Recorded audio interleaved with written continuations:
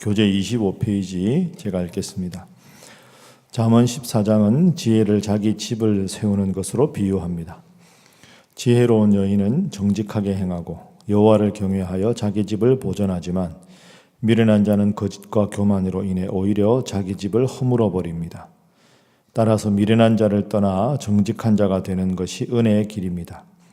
이를 위해 마음을 잘 다스리고 자기의 행동을 삼가며 하나님을 늘 경외하는 것이 참으로 중요합니다. 평온한 마음으로 노하기를 더디하며 가난한 자를 긍휼히 여기고 하나님을 공경하는 지혜로운 자는 왕에게 은총을 입고 나라를 영화롭게 하기 때문입니다.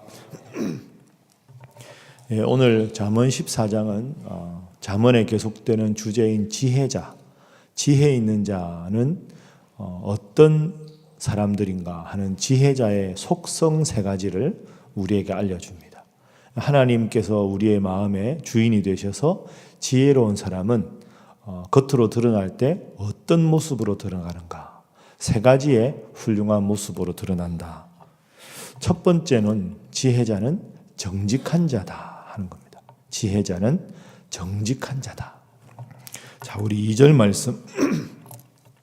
자, 2절 함께 한번 읽어봅니다. 시작. 정직하게 행하는 자는 여호와를 경외하여도 패역하게 행하는 자는 여호와를 경멸하느니라. 아멘. 정직하게 행하는 자는 여호와를 경외한다. 여호와를 경외하는 것이 지식의 근본이라고 했습니다. 그러니까 여호와를 경외하는 자다 하는 말은 지혜로운 자다 하는 것이죠. 그런데 그래서 2절은 정직하게 행하는 자가 지혜로운 자다. 그러니까 지혜자는 정직하다 하는 겁니다. 뒷부분에 패역하게 행하는 자는 여호와를 경멸한다. 이 패역하게 행한다 하는 것은 그 정직한 바른 길을 걷는 게 아니라 비뚤어진 길을 걷는 자 이런 말입니다. 그러니까 비뚤어진 길을 걷는 자는 하나님을 경멸하는 자. 하나님께서 주신 지혜로 행하는 사람은 정직하게 행하는 사람. 그러니까 내가 지금 하나님 지혜대로 살아가고 있는가 그렇지 않은가를 볼 수 있는 첫 번째 시금석은 나는 모든 일에 정직한가 하는 걸 돌아볼 수가 있어야 한다는 것이죠. 논어에 보면 이런 말이 있습니다. 공자가 제자들한테 아는 것이 무엇인지 내가 가르쳐 주겠다. 무엇에 대해서 안다는 게 뭐냐? 아는 것을 안다 하고 모르는 것을 모른다 하는 것. 그것이 아는 것이다.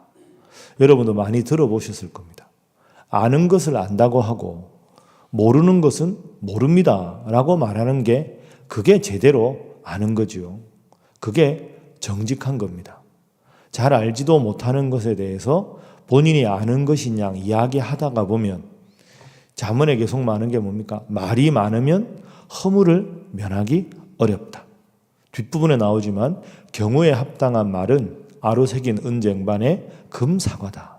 그러니까 정직하다 하는 것은 하나님께서 내 마음에 주신 것만 정확하게 말하고 하나님의 뜻과 나의 의견을 분별하고 또 내가 정확하게 아는 것과 내가 정확하게 알지 못하는 것을 분별해서 하나님 내게 주신 마음 그대로 하나님 내게 주신 확신대로만 살아가는 것.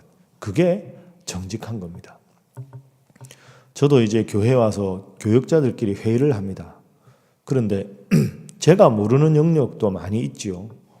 장로님들과 당회할 때도 마찬가지입니다.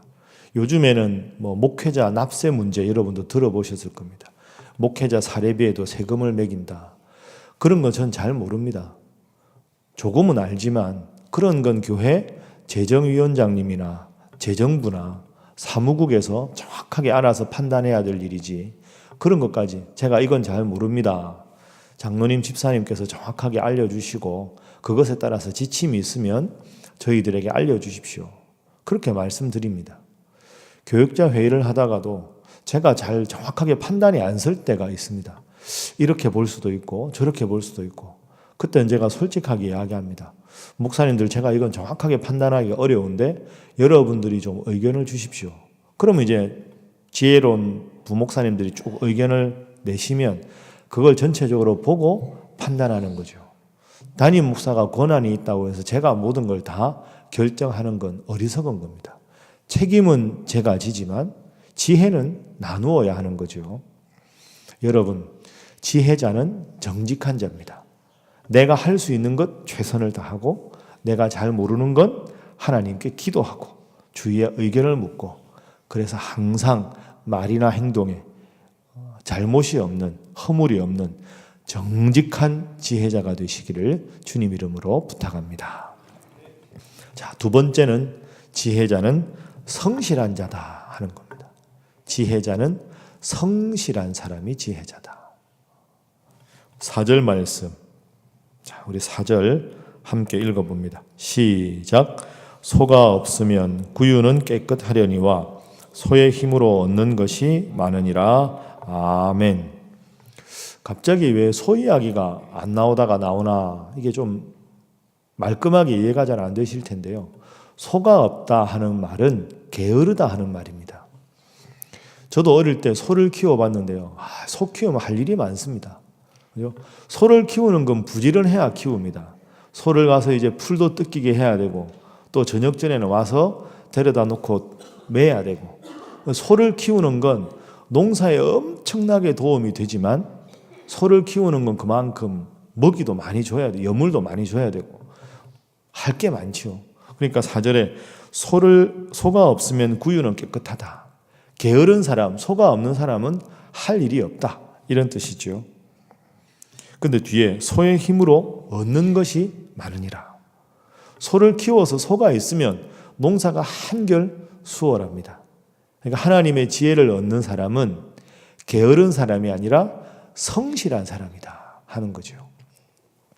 어릴 때 소 키우다 보면 저는 참 하기 싫었던 게, 학교가 보통 초등학교는 오후 3시쯤 끝나지 않습니까? 그럼 저는 운동을 좋아하니까 애들 끝나고 나면 집에 안 가고 운동장에서 축구도 하고 막 놀아야 되는데, 이제 들로 가야 됩니다.